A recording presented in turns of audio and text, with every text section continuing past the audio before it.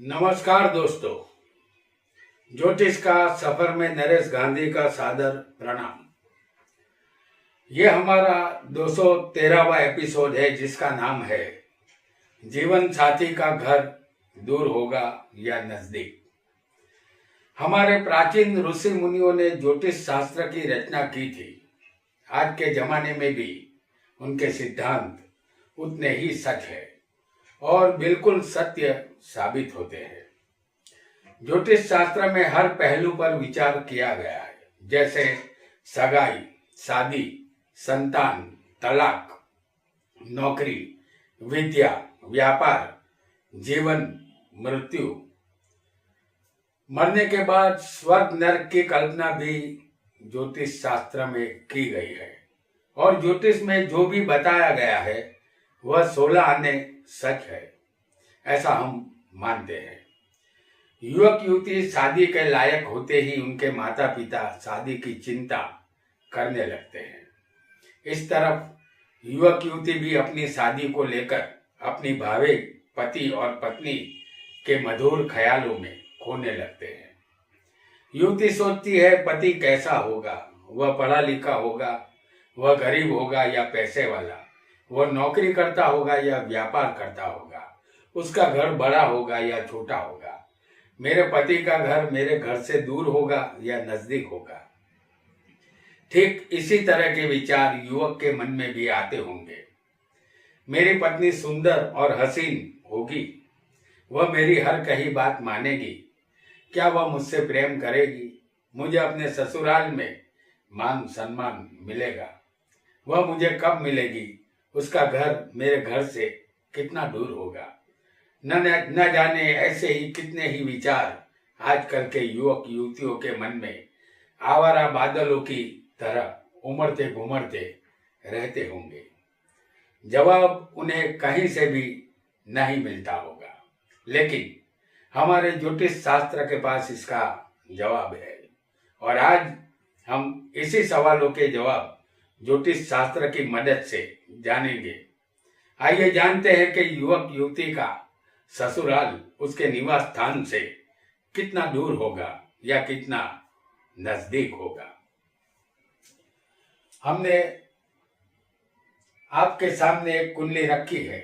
आपका लग्न यहाँ कोई भी हो सकता है। सबसे पहले जानते हैं कि राशियां 3 प्रकार की होती है। चर राशि, जैसे चर स्थिर और दृढ़ स्वभाव। चर यानी चलने वाली राशियां, स्थिर यानी एक ही जगह रुकने वाली, और दृढ़ स्वभाव यानी चलने वाली और स्थिर रहने वाली। दोनों गुण इस राशि में होते हैं। कुंडली में 7वां स्थान पति पत्नी का होता है। चर राशि यानी मेष, कर्क, तुला और मकर, इन राशियों को चर राशि कहते हैं। ये राशियां चलने वाली होती है। अगर जातक जातिका को 7वें, जैसे हम यहाँ दिखा रहे हैं आपको, 7वें स्थान में अगर किसी को मेष राशि, कर्क राशि, तुला राशि या मकर राशि,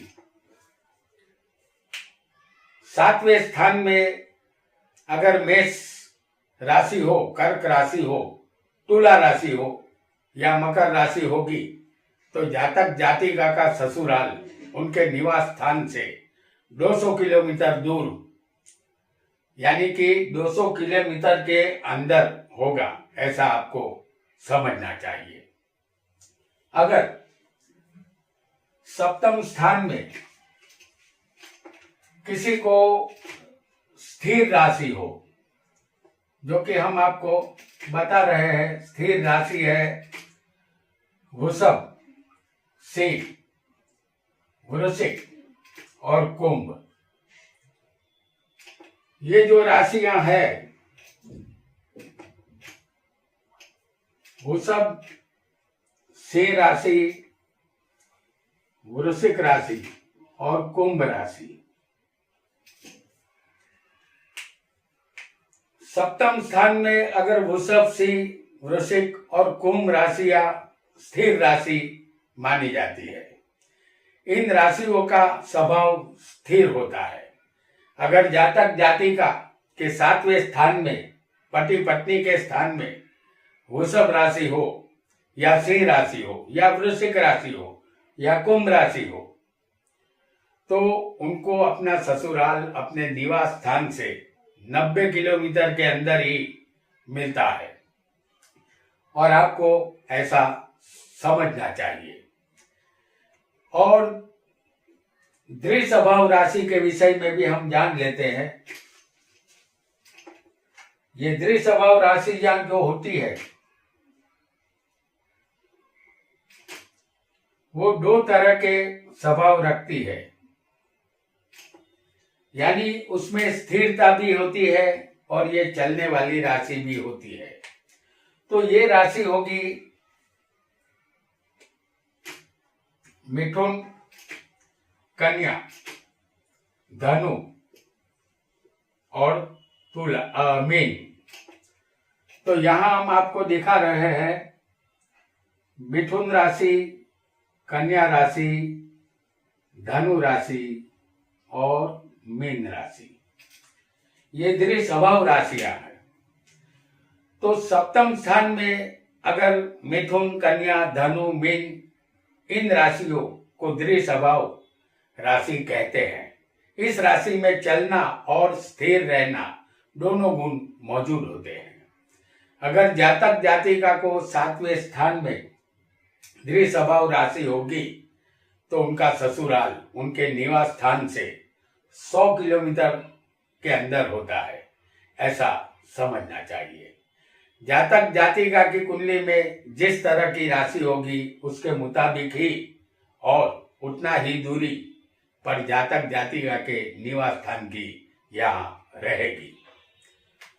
अब हम एक दूसरे योग को भी जानेंगे जो हमें ये बताएगा कि अगर किसी को कोई भी लग्न हो और सप्तम स्थान में अगर किसी को चंद्र बैठा हो,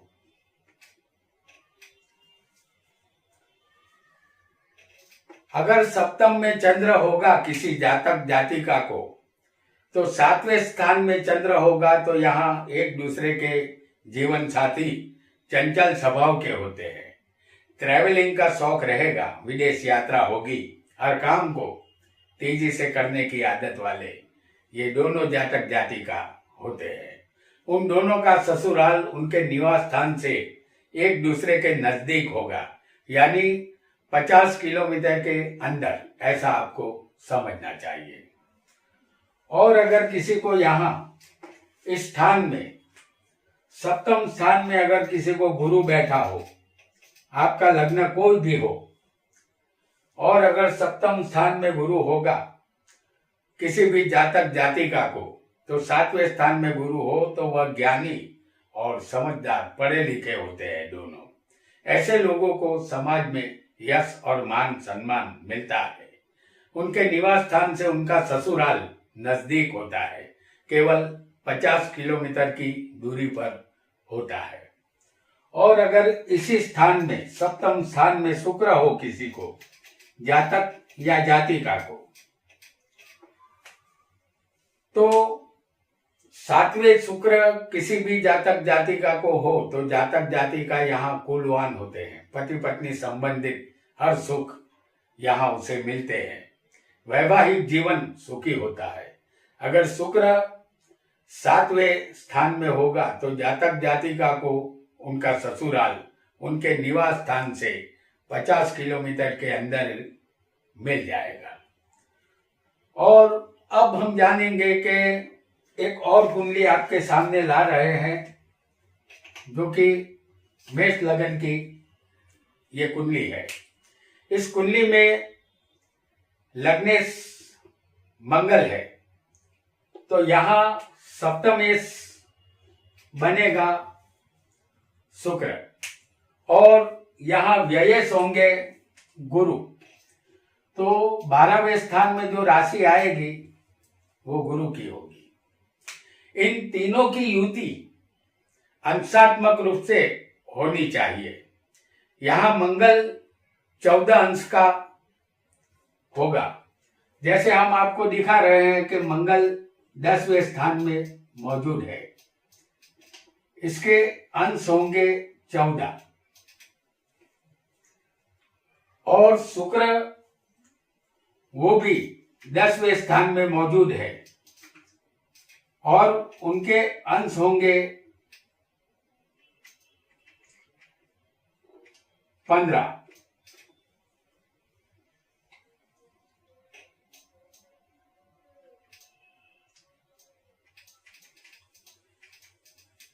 ये 15 अंश का शुक्र है और गुरु भी उनके साथ ही होगा 10वें स्थान में, और जिसके अंश है 16।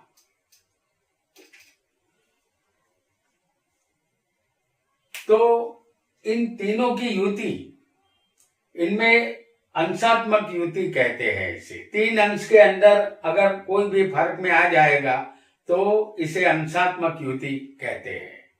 7वें स्थान से लेकर 12वें स्थान तक किसी भी स्थान में, 7वां स्थान ये है और 12वां स्थान ये है, इस स्थान से लेकर किसी भी स्थान में ये युति हो सकती है। तो ये युति किसी भी स्थान में लग्नेश, सप्तमेश और व्ययश की अगर युति हो तो युवती की शादी विदेश से आने वाले युवक से होती है।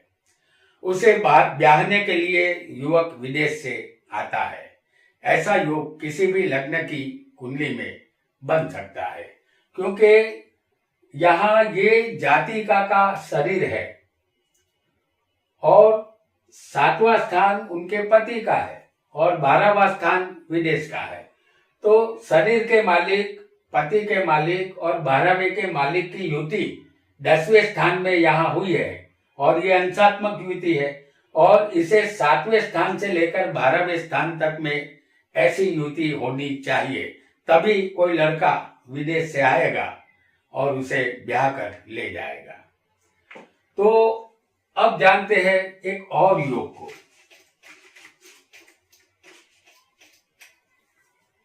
यहां हम आपके लिए लाए हैं वृषभ लग्न की कुंडली।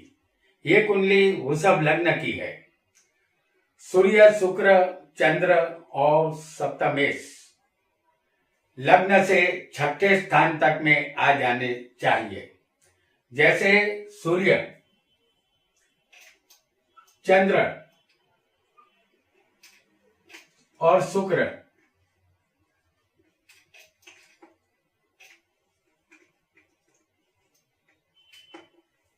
और सप्तमेश, सप्तम का मालिक यहां होगा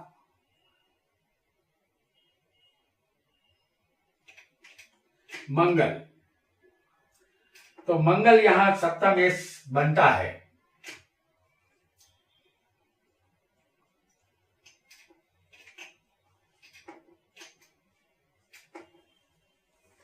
इस कुंडली में चंद्र लग्न में है, सूर्य और शुक्र दूसरे है और सप्तमेश मंगल यहां तीसरे स्थान में है। ये सारे ग्रह लग्न से लेकर 6ठे स्थान तक में आ चुके हैं। अगर ऐसा योग जातक जातिका की कुंडली में होगा तो उनका ससुराल उनके निवास स्थान से नजदीक होगा, या समझ लीजिए कि यही ग्रह, जैसे हम आपको यहां दिखा रहे हैं कि यही ग्रह अगर सप्तमेश जो मंगल है वो 7वें होगा, सप्तमेश यहां मंगल है जो हम आपको 7वें दिखा रहे हैं, और चंद्र भाग्य में होगा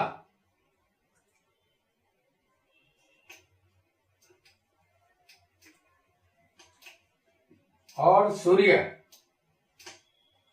और शुक्र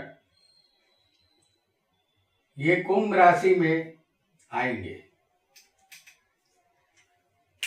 जैसे सूर्य हमने आपको दिखाया है 10वें स्थान में, और शुक्र भी आपको 10वें ही दिखाया है, और यहाँ चंद्र आपको हमने 9 में दिखाया है, और सप्तमेश मंगल है जो हमने आपको सप्तम स्थान में ही दिखाया। अगर जातक जातिका की कुंडली में ऐसा योग होगा, जैसे 7वें स्थान से लेकर 12वें स्थान तक में ये ग्रह आ जाने चाहिए, जो हमने पहले आपको पहले स्थान से लेकर 6ठे स्थान तक दिखाया था, चंद्र, सूर्य, शुक्र और सप्तमेश मंगल को। तो यहाँ 7वें स्थान से लेकर 12वें स्थान तक सप्तमेश चंद्र, शुक्र और सूर्य ये आ जाने चाहिए। तो ये यहाँ पर मौजूद है। अगर ऐसा होगा तो उनका जातक या जातिका का ससुराल उनके निवास स्थान से बहुत दूर होगा, ऐसा समझना चाहिए। यहाँ पर ससुराल नजदीक होगा।